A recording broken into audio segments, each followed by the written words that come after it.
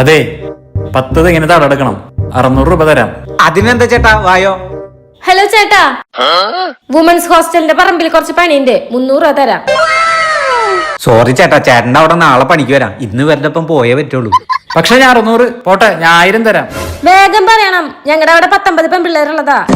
19? സാറിന് 2000 തരാന്ന് പറഞ്ഞാലും ഞാനില്ല.